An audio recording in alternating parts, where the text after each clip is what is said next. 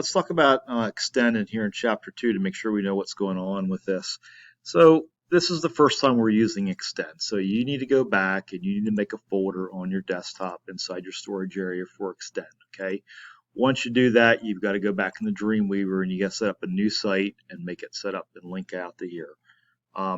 So at this point, where do we go? So again, if you go back into Schoology, it tells you these things that what we're doing right here. We're creating the folder, we're defining a new site. Okay, so we have those squared away. We didn't work on extend in chapter 1, so we have to go back and we have to download this zip file. We're going to open up the zip file, show in folder, open it up. We're going to extract all,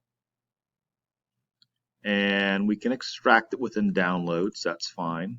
And it should open up to a new folder. Just take everything within that extracted folder, copy it, select it, copy it,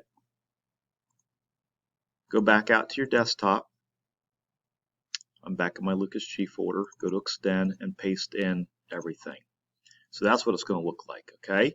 So now that will take care of getting started with this and sort of pretty much what it looks like here, I believe, in step number 1, other than setting up the initial site. So this is going to be the gist of what we have to do. So go back into Dreamweaver. Now notice this stuff doesn't show up right away. So what I want to do is I want to go and switch off to another site and come back into it. But it's important that you come back into it. Then you want to open up Extend 2. Okay, so this has a HTML file, okay, that is just general text right now. There's nothing that sort of defines how it looks. We have a style sheet. It's here, but we need to attach it. So this is where it's like sort of weird, like we have never done this thing in the chapter, and all of a sudden they're laying this on you, but it's something new and different than what we can do. So essentially, back in Schoology on the assignment here, again, we've extracted everything out.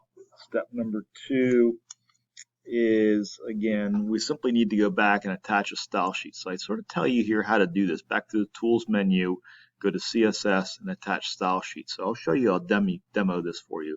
This should be a gimme file that we can go back and get a 20 out of 20 on. So again, I'm going to go back to the Tools menu, come on down to CSS, attach style sheet. Now, we have to find this. This is going to be located in your CSS folder inside of your Extend folder.